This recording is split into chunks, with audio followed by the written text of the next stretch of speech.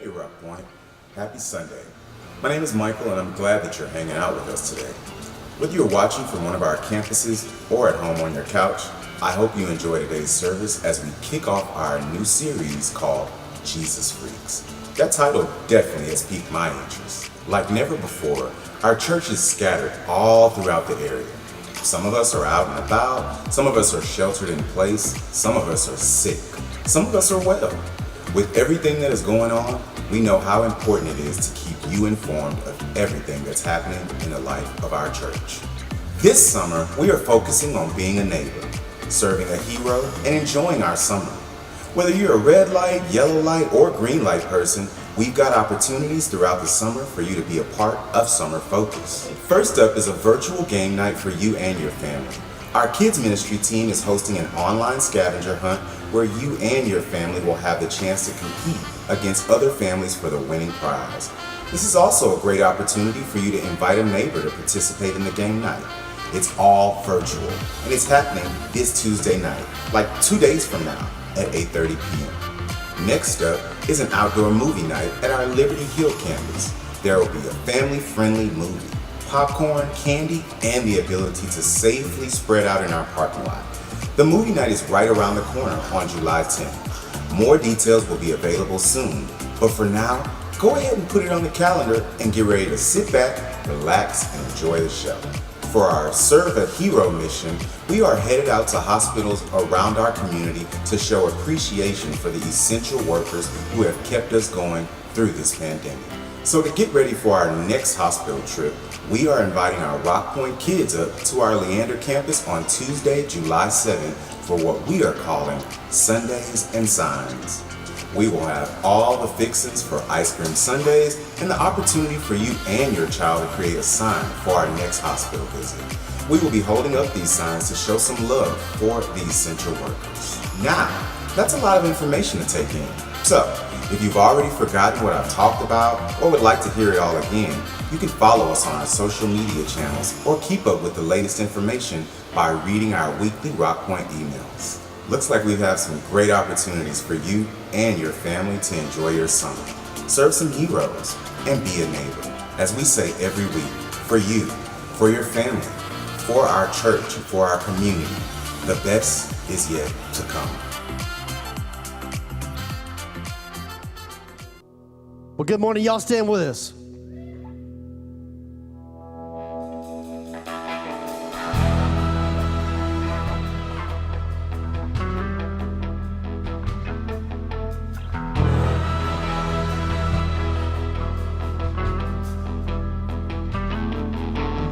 Oh, no, you done it now. Gone against the king, gone against the crowd. Say, oh no, you done it now. It's time to feel the fire. Rumors spreading around. How could you think he would stay down? Say, rumors spreading around. He's nothing but a liar. Get her out of here, get her up and leave. Ain't no devil gonna tread on me. It's choking on the blood, ran down the tree. Ain't no devil gonna tread on me.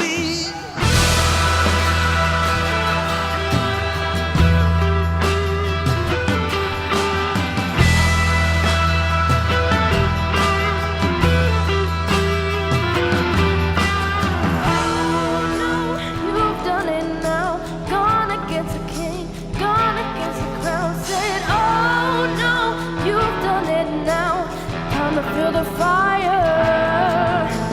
Rumors spreading around. How could you think he would stay down? Say rumors spreading around. He's nothing but a liar. Get her out of here, get her out and leave. Ain't no devil gonna tread on me. He's choking on the blood, laying down the tree. Ain't no devil gonna tread on me.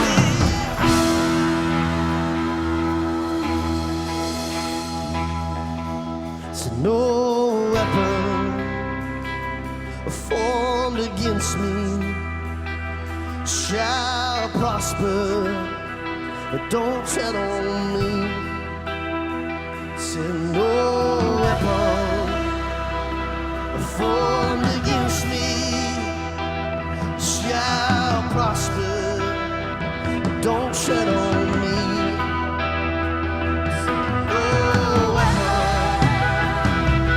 formed against me shall prosper. Don't tread on me. Said no weapon formed against me shall prosper. Jesus' name.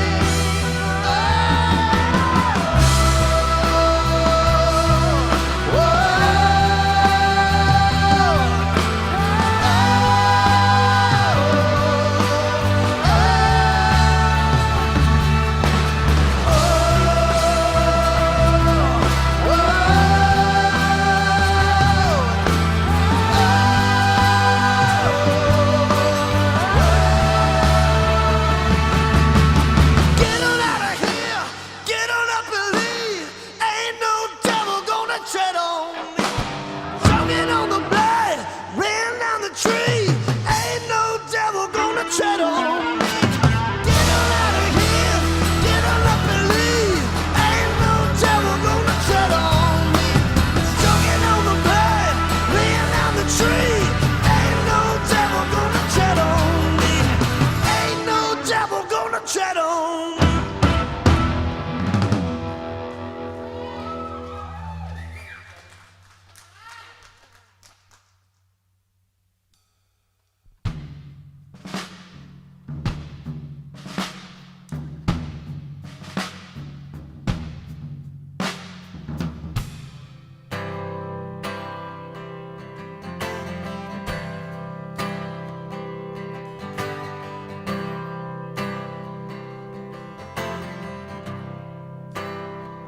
Come down to the river, come and let yourself in. Make good on a promise to never hurt again. And if you're lost and lonely, you're broken down, I bring all your troubles, come and lay 'em down. All you sinners and the weak at heart, all you helpless on the boulevard, wherever you are now, wherever evil you found, bring all your trouble, come lay 'em down. We say we're all tied to the same old feeling of finding shelter in things we know. Oh, we're all dirty, like corrupted small town. Oh, bring our trouble, bring our trouble, come lay 'em down.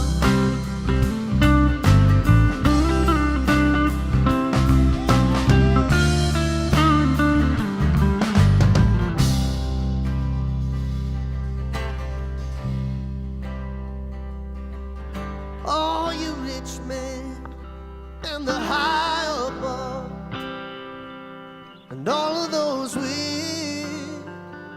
and without love, all you burdened, broken down, I bring all of your trouble, come lay 'em down, come lay 'em down. Come lay 'em down, come lay 'em down.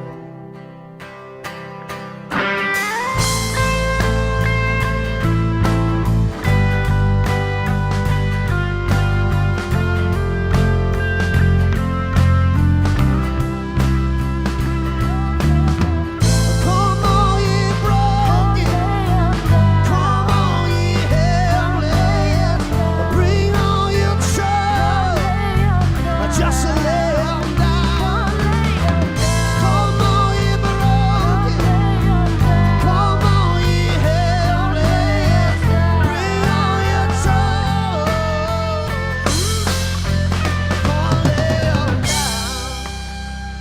Come lay on down. Come lay on down. Come lay on down.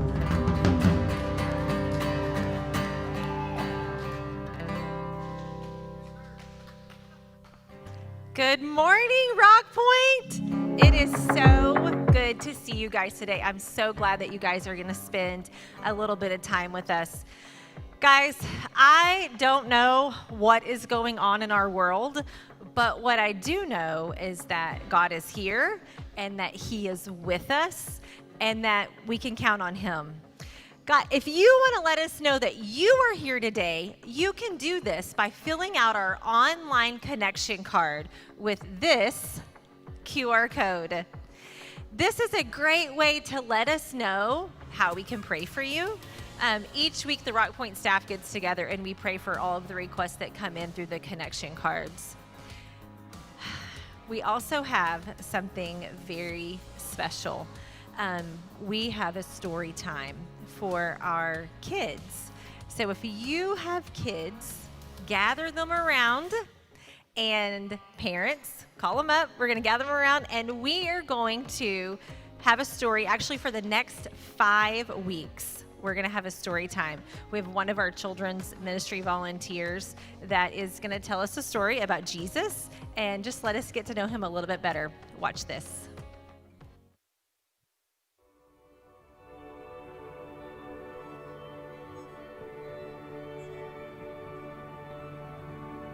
I love stories. I love stories with heroes and with villains. And one of the things I love about Jesus is he liked to flip things around. He liked to say that the hero was actually the villain, and the villain was actually the hero. So let me tell you a story. One day, Jesus was at a man's house. His name was Simon. And everybody thought Simon was the good guy. He was the hero. He was this religious man who was really, really good at following the rules. But Simon, he wasn't very good at loving people. Jesus was having dinner at his house, and back then you didn't necessarily sit at a chair to have dinner. You would actually kind of lie down at this low table to eat, like this. So Jesus was lying at this table eating, and he looked up and he saw a woman come in. Now, if Simon was supposedly the hero of the story, everybody thought this woman was the villain. They thought she was bad because she hadn't followed God's rules well at all. But she'd heard something about Jesus. She must have heard that Jesus was somebody who might love somebody like her. And when she heard he was at Simon's house, she came to visit. She walked in, she walked behind Jesus, and she knelt down at his feet. Once she was there with Jesus' feet in front of her, she must have just gotten so overwhelmed because she realized she was with this person that would actually love her for who she was. And she started crying on his feet. Well, she didn't have a towel to clean up her tears, but she did have something I don't have. She had long hair. So she wiped up her tears with her hair.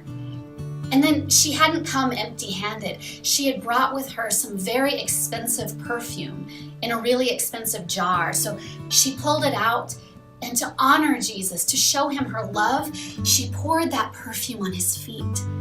And then she started kissing his feet because she loved him so much. Well, guess what?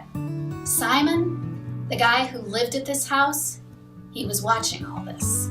Simon looked down and he thought to himself, that man Jesus is clearly not a prophet, or he would know what kind of woman is touching him. Well, he thought it in his head, but Jesus, he heard it.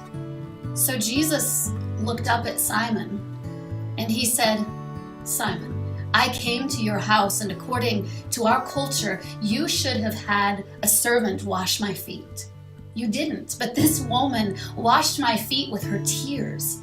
So let me ask you a question, Simon. Let's say that 2 people owed one man money. One of them owed him 500 pieces of silver and one of them 50 pieces of silver. He forgave both of them. Which one would love him the most? Well, of course, Simon said, well, the man who owed 500 pieces of silver. So Jesus looked back up at him and he said, "This woman, she has been forgiven of so much, so she has so much love in her. Someone who has been forgiven of little loves little." Simon knew Jesus was talking about him. And then Jesus turned to the woman and he said, "Your sins are forgiven." You know, I don't know what this woman did after Jesus talked to her. I'm guessing she might have cried on his feet again, because the whole world had told her that she was a villain, she was bad, and Jesus told her she was loved and worthy. He made the villain into a hero.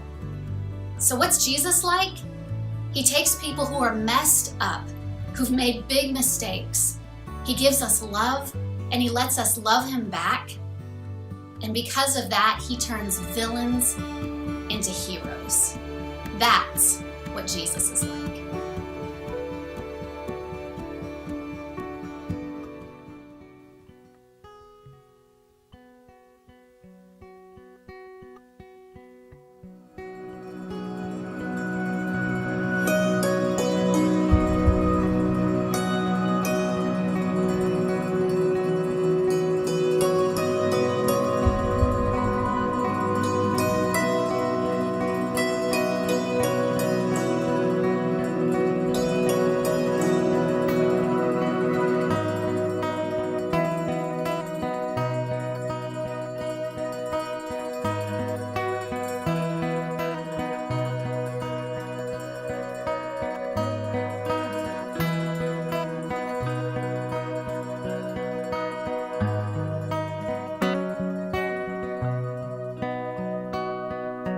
Here's my heart, Lord. Here's my heart, Lord.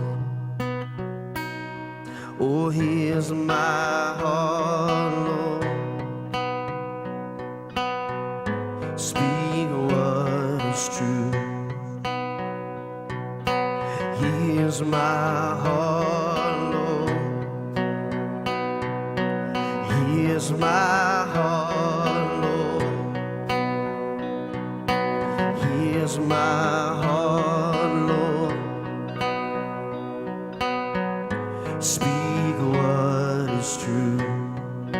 I am found, I am yours, I am loved, I'm made pure, I have life, I can breathe, I am healed, I'm set free.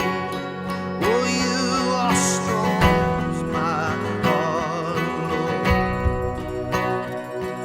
Oh, here's my heart, Lord. Oh, here's my heart, Lord.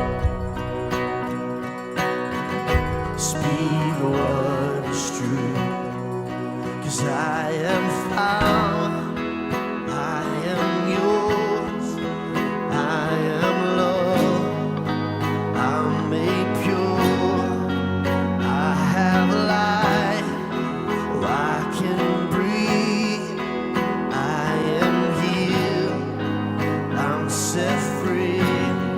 Oh, you are strong, you are sure, you are light, you endure. Yeah, you are good, always true.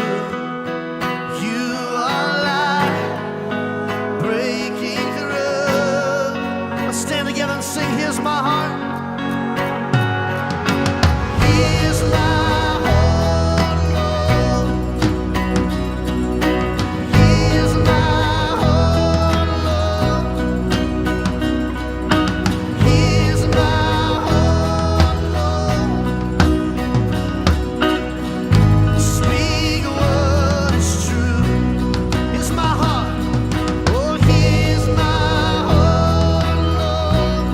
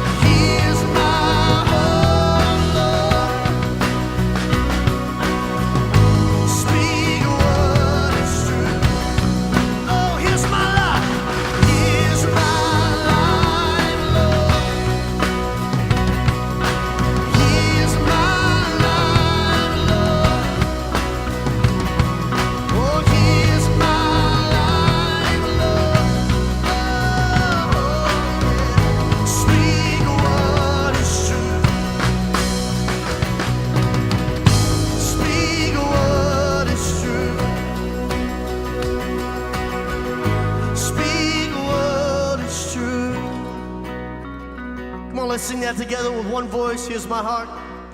Oh, here's my heart, Lord. Here's my heart, Lord. Here's my heart, Lord. Speak a word is true. Here's my life. Let's sing it out. Come on. Oh, here's my life, Lord. Here's my life, Lord.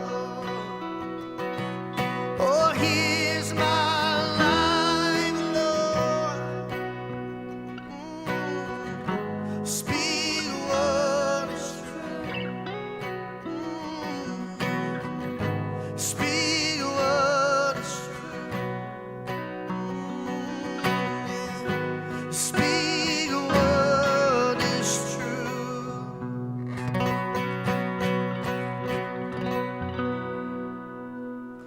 Yeah. Well, hey, thank you guys for singing with us and joining with us today, whether you're in this room right now or watching online. You can have a seat, sit back, relax, and watch this video. Well, you can tell by the way I use my walk. I'm a woman's man, no time to talk. The music loud, the women walk, my baby came to rap since I was born. I never tolerate, I'm okay, and you may look the other way. And we can try to understand. I knew your times are bad, don't man. Whether you're a brother or whether you're a mother, you're staying alive, staying alive. Feel the city breaking and everybody shaking, and we're staying alive, staying alive. Staying alive, staying alive. Staying alive.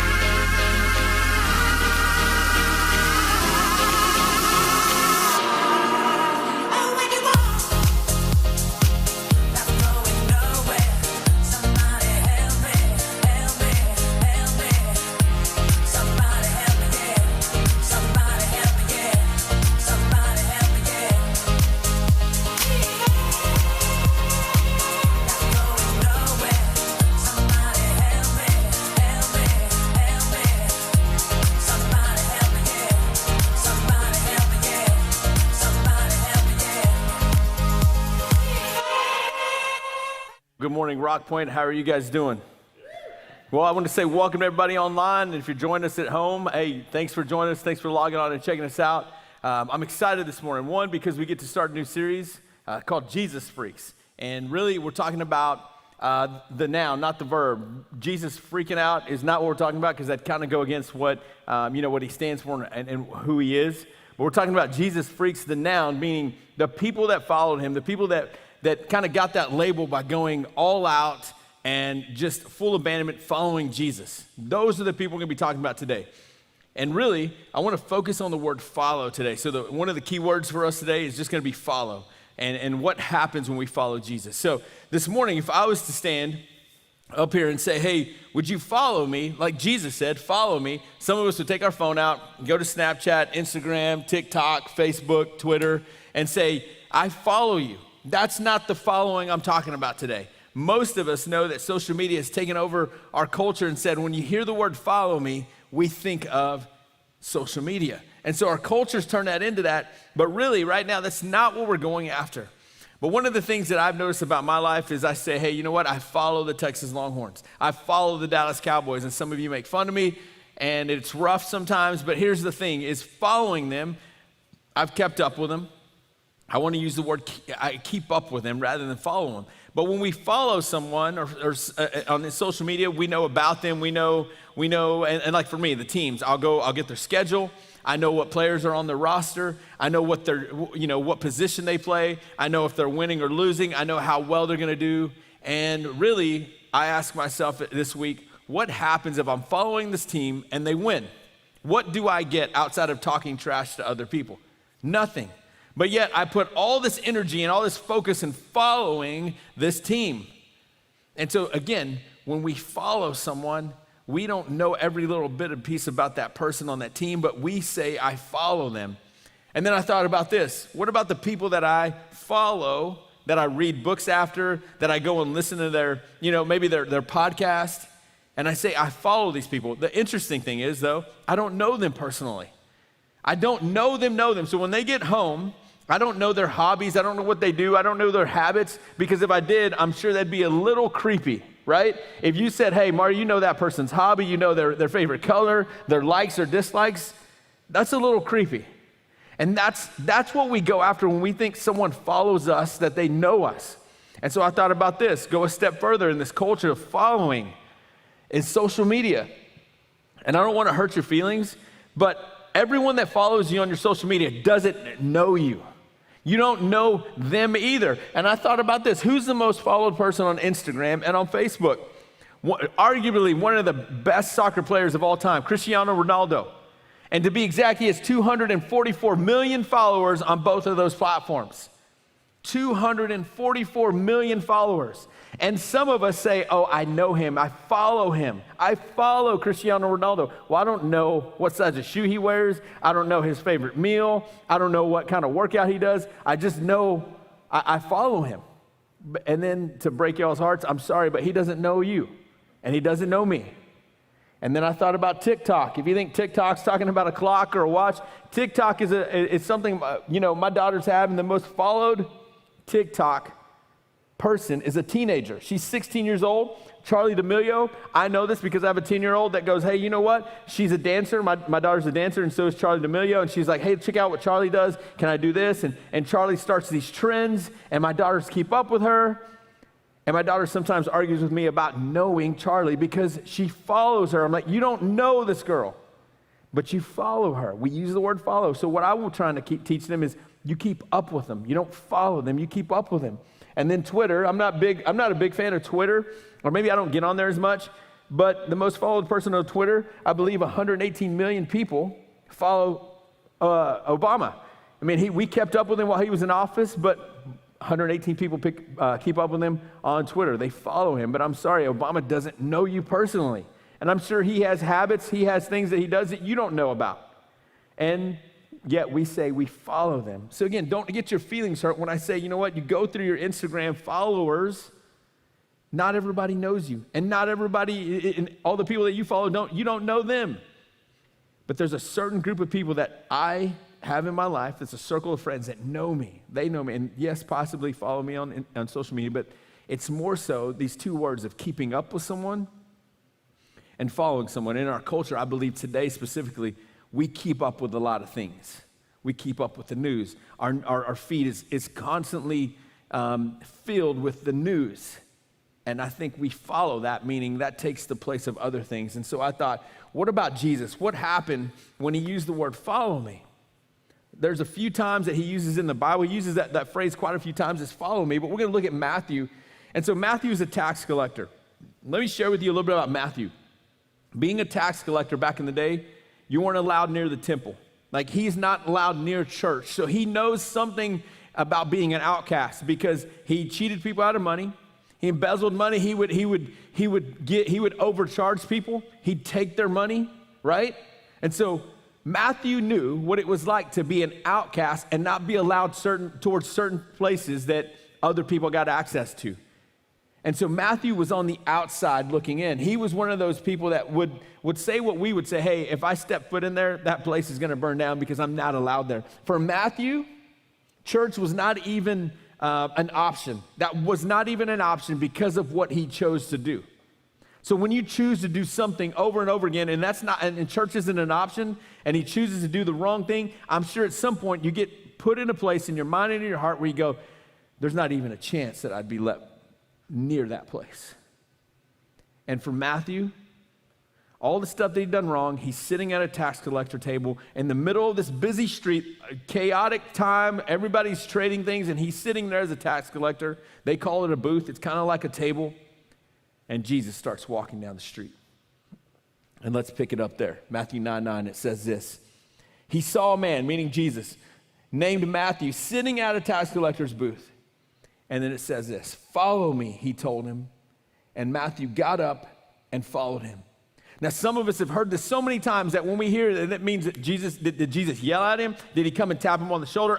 Did he whisper at him and say, hey, follow me? Don't know, but I know that the streets were usually busy. He came up to him and said, follow me. And I think I've read that so many times that I go, you know what?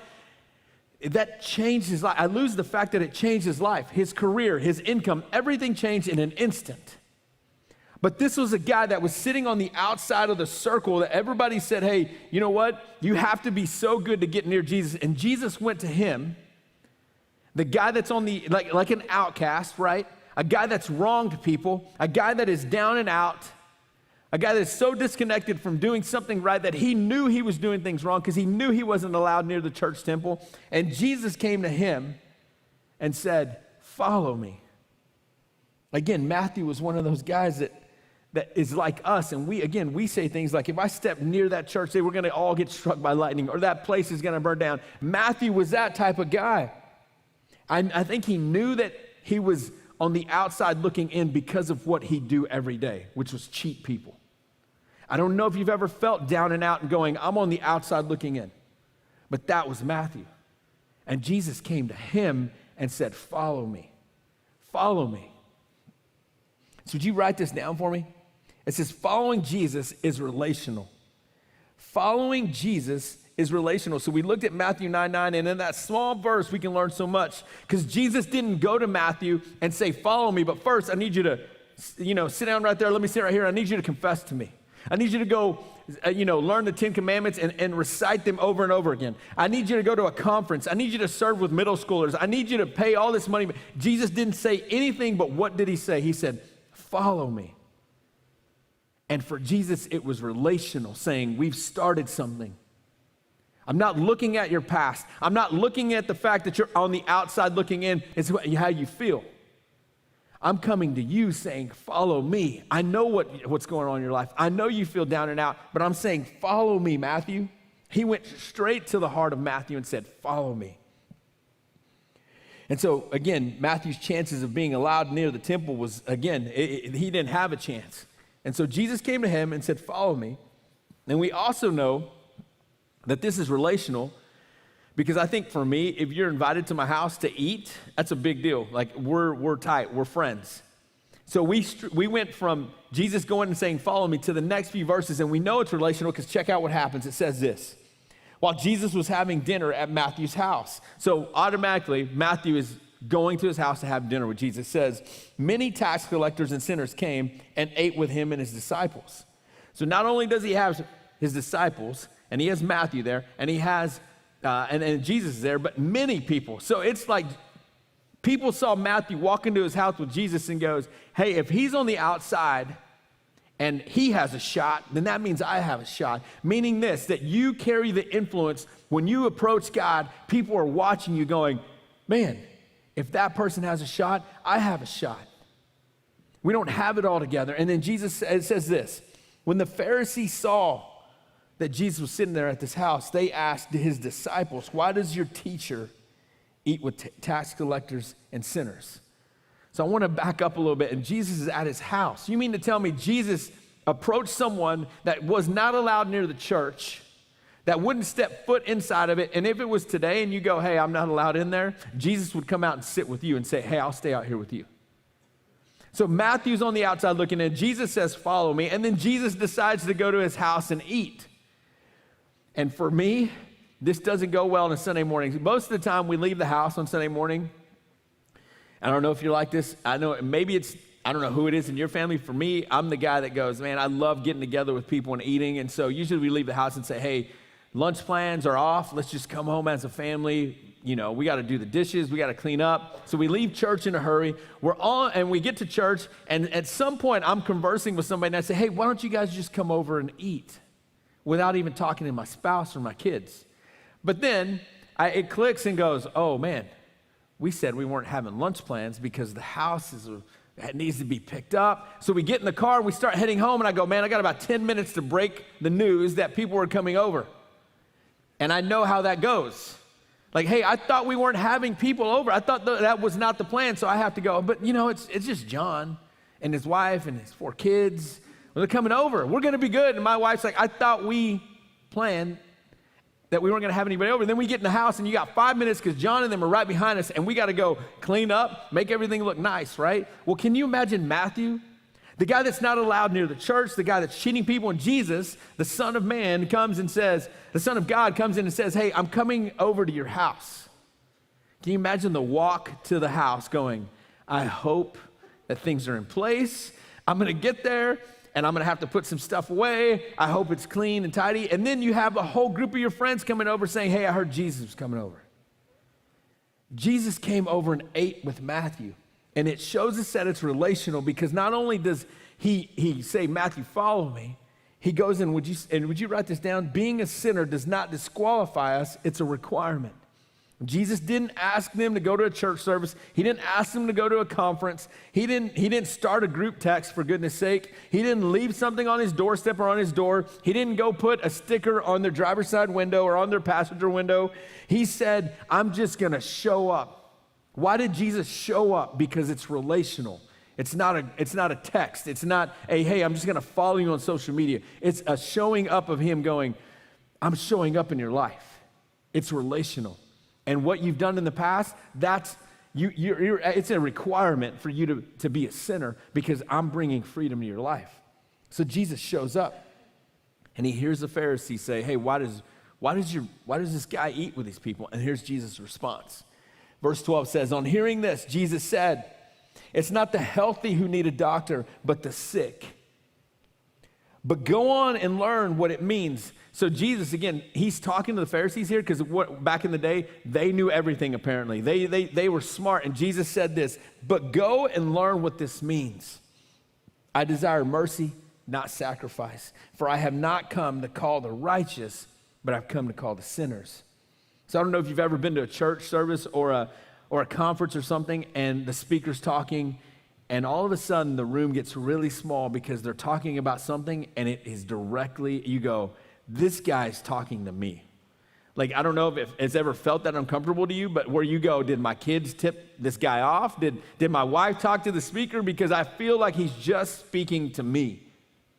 That's what happened in this room. Jesus is eating, and he starts talking about the sick, the unhealthy, the sinners, and all those guys, Matthew and all his tax collectors and sinners go, oh no, he's about to drop the hammer on us. I knew this was gonna happen. He's gonna rein us in, and he's gonna bring us here, and he's just gonna talk trash about us. And Jesus goes, those are the people that need a doctor. And they're going, okay, good. I know I'm sick and all, but I was hoping Jesus he wasn't gonna just turn on us and say bad things about it. No, he's going, those are the people that need me. And then he talks to the Pharisees who have it all together, where in the Bible it says, you look really good on the outside, but you're dead on the inside. Because what about them? They knew up here, they knew the knowledge of God. They didn't know him personally. What I say today is they kept up with Jesus. They didn't follow him. They kept up with him because everywhere he went, what did they do? They were so critical of what he did. They were so far away from him. You're close to me here, but your heart's so far away from me because you're just keeping up with me. You're not following me. So he talked to both of them in that time.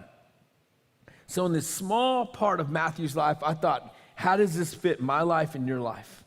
How does this work in our lives? And very simple, I just got to ask you this question right off the bat, is are you following? Are you following? Today, where you sit is, are you following? And what we said is it's a relationship, so I'm asking you, do you have a relationship with God? If you can say yes, awesome, we'll get to that in just a second. But if you can say, no, I don't have a relationship, what I got to tell you is the same offer is on the table for you that was on Matthew's table. Jesus came up and says, follow me. It doesn't matter how far away you are. And if you're going, oh, yes, it doesn't, you might want to check yourself because the Pharisees were also the people that go, oh my gosh, I can't believe he's sitting with that person. I can't believe he's healing on the Sabbath.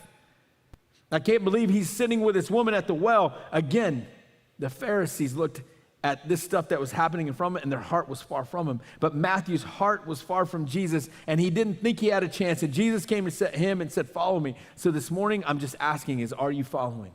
Or are you keeping up? And I thought about the time I ran it was supposed to be a walked 3K, and then it turned into a 5K, and I said, yeah, I can do that with my family. I was going back to Midland to see my family, and we're all gonna walk this 3K, and then it turned into 5K. Yeah, I'll walk with it. I mean, I think I can run. I can keep up if we ran. But then all my family dropped out, except my cousin. He said, actually, we signed up to run it. I was like, okay. But the thing was, I thought we were gonna walk, so I didn't bring my running shoes. And shoes are a big deal to me. So the day that we went, I'm like, man, we gotta run this 5K. And I gotta follow you. I mean, I'm gonna follow you. I'm gonna stay right there with you. I'm gonna follow you. We're gonna run this 5K. So they shoot the gun, we take off, and it's for charity or whatever, so we're just running. Well, pretty soon that following turned into just keeping up. And then from keeping up to where I go, I can't even see them because my shoes are wrong, my knees hurt, my back hurt, everything, and they're finished, and I'm over there just barely making it. And at the end of it, I thought about this week going, man, if we're gonna follow, that means staying right there, spending some time with God, going, what is it that you're trying to tell me? And he's going, you know what, there's all this chaos, there's all this noise. I don't want you to keep up with me. I want you to follow me. I want you to stay with me. Because if you're keeping up with me, that means you're going to check in when things are bad and you need something, come in and check in. And Jesus' heart, he's there all the time. But he's asking us to follow, not to keep up. So again, I'm just asking are you following? And I looked at Matthew's life and I thought, you know what? If we were to look at that story, some of us may be just like Matthew. Maybe you're listening to this, maybe you're gonna listen to this at some other time, or maybe you're sitting at home or here, and I'm just gonna ask you, maybe you're just like Matthew. Maybe you're thinking, my time is never gonna come because of what I've done. My time is never gonna happen because I've done this, and I'm on the outside looking in. I've hit rock bottom and I don't know where to go. The way I've lived my life disqualifies me from even getting near the church. God's not gonna choose me. I won't be one of those. Well, again, this morning, I got to tell you this, is the words that he spoke to Matthew apply directly to you.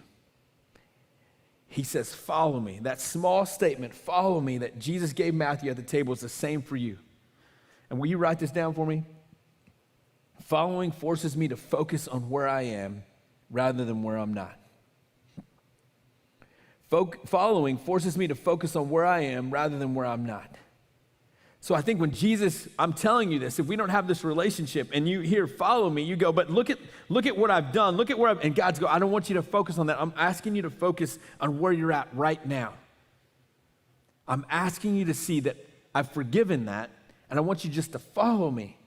He didn't ask Matthew, and he doesn't ask us. I think this is what we get in our minds about God. I finally showed up. I finally showed up, God, and you're thinking that God's going, where you been?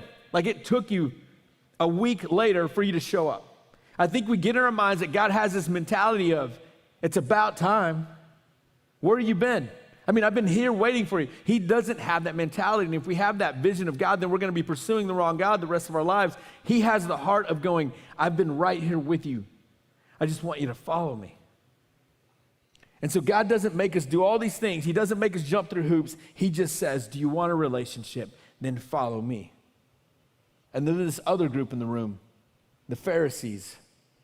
Again, these people didn't follow Jesus. They just stayed with him and they kept up with him. They kept up because he would go to the well. Hey, look at what he's doing. He's talking to this woman. He's healing someone on the Sabbath. Hey, he says he can forgive their sins. Who does this guy think he is? And I think as believers, it's so easy to go, I'm following Jesus, and then to back up and get further and further away. And as we get further and further away from what we know in that relationship, we begin to be the ones that are critical and going, I can't go back there because he or she goes there. Can you believe he or she goes there? Can you believe this happens? And God's going, hey, I want you to focus on your heart, not on someone else's.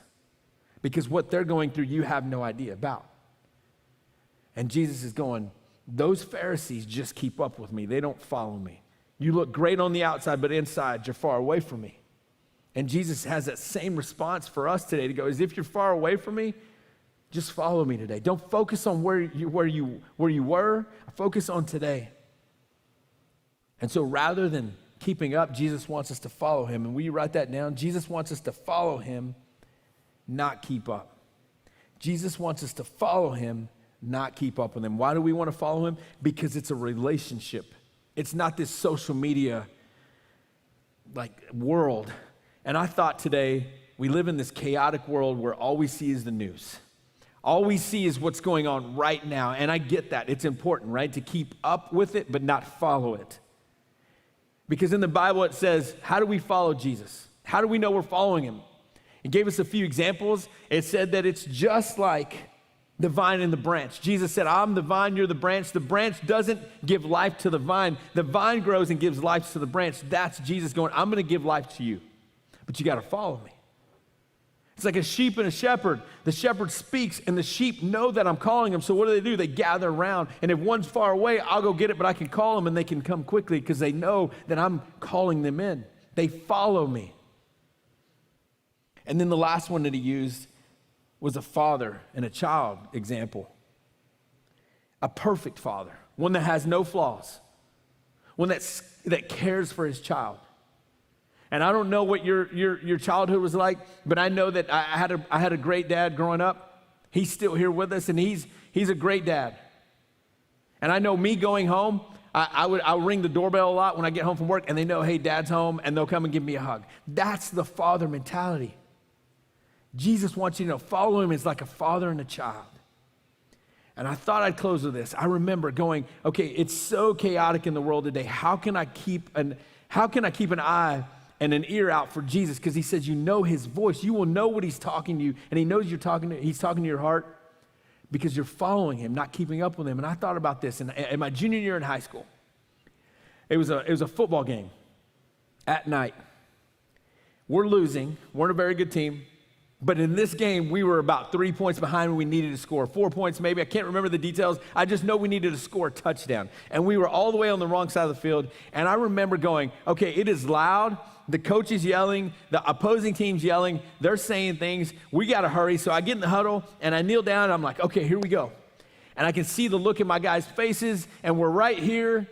And it's a tense moment because we have so much time, and we got to go. Chaotic. Craziness going on, and we got to score. And I get down, and I start to go, okay, here's going to be the play. And this guy standing next to me, his name was Dusty. And Dusty looked at me, and I'm getting ready. I'm like, man, this is it. This is what we've been waiting for as a team. And Dusty looks at me and goes, Mario. And I'm like, yeah. He goes, is that your dad? And I was like, what? And he's standing there and goes, is that your dad? And I was like, what are you talking about? He goes, listen. And above all the noise, I could hear, come on, son. Come on, Rangers, you guys got this. We were the Greenwood Rangers. He's going, come on, boys, let's go. Oh, and I was like, Dusty, that is my dad. And that is loud.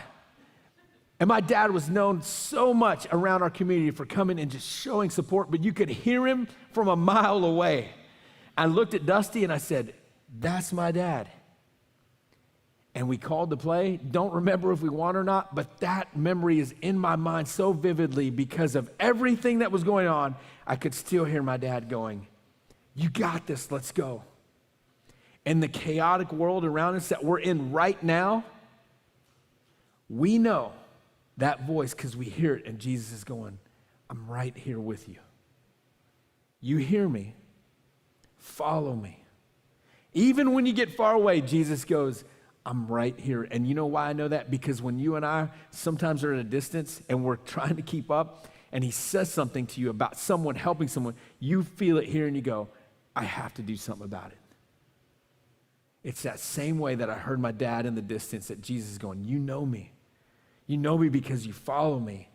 And if you don't know me, the great invitation today is going, he's asking you to follow him so that you have this voice that you can hear.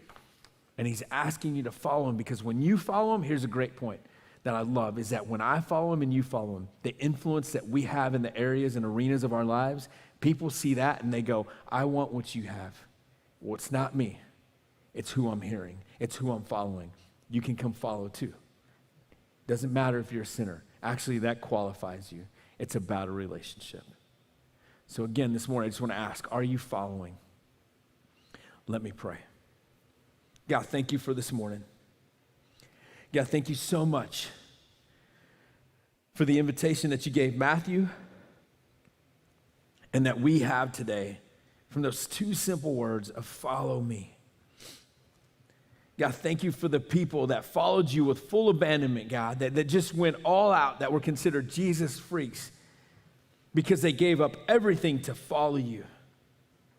God, and right now, I just want to pray for the person that feels so far away from you, that has never had a relationship with you. I want to pray for their heart because they know what it's like to go, I'm not allowed near the church. I'm not allowed near God. I'm not allowed to be a part of that. And you're going, I'm sitting right next to you. And yes, you are. God, and you're speaking into their lives the two words that you said to Matthew that morning, follow me, follow me. God, and for those of us that say we're a follower of you, would you help us to remember to follow you and not keep up with you? Would you help us to remember that following you takes time and it takes spending time with you and keeping our eyes open for people that need help? God, thank you for reminding us what it means to follow you. God, for anyone else that needs to know you today, God, that wants to start that relationship, God, I just ask that they would ask you to just come into their heart and change them. Change their priorities and change them, God, just like you did in Matthew. God, we love you and we thank you, God. I pray just like Adina did earlier. Help the families that need you right now, God, and help us to help them. And it's in your name I pray. Amen. Would you guys please stand? And if you're at home, I just want you to know we're going to sing a song together in just response to what God's asking us to do, which is follow him.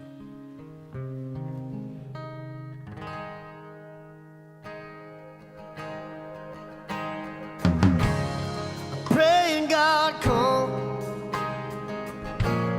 and turn this thing around.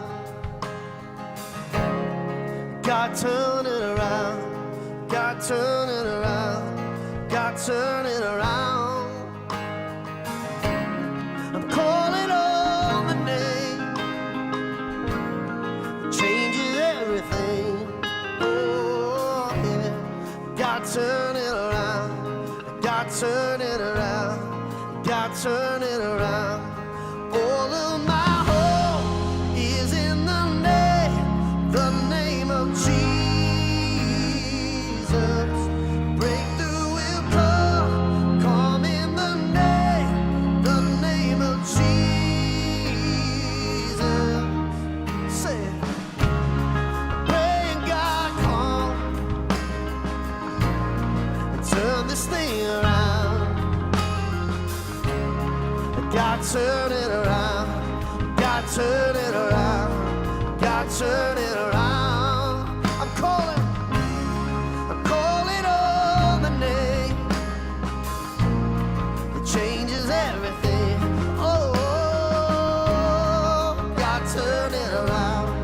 God turn it around. God turn. Sing all my hope. All of my hope is in the name of Jesus. Breakthrough will come in the name of Jesus. God turn it around. God turn it around. God turn it around. God turn it around. God turn it around. God turn it around.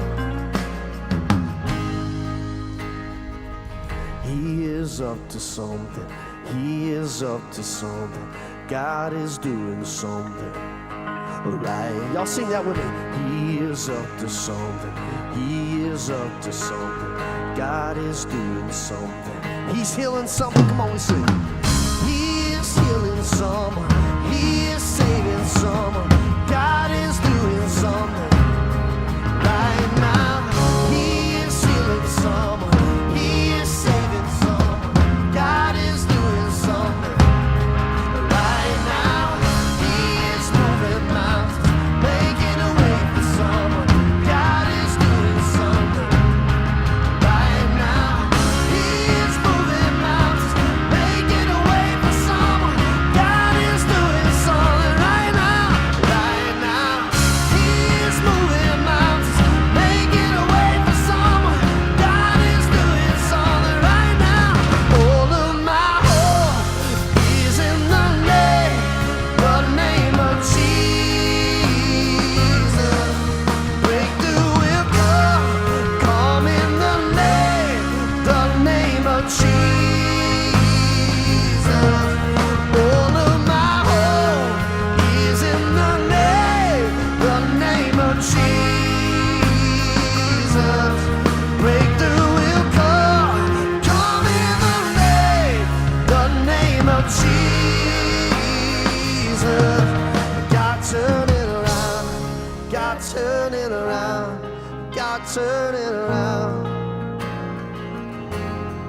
God turn it around, God turn it around, God turn it around. Come on, somebody sing with us. He is up to something. He is up to something. He is up to something. God is doing something right now. He is up to something. He is up to something.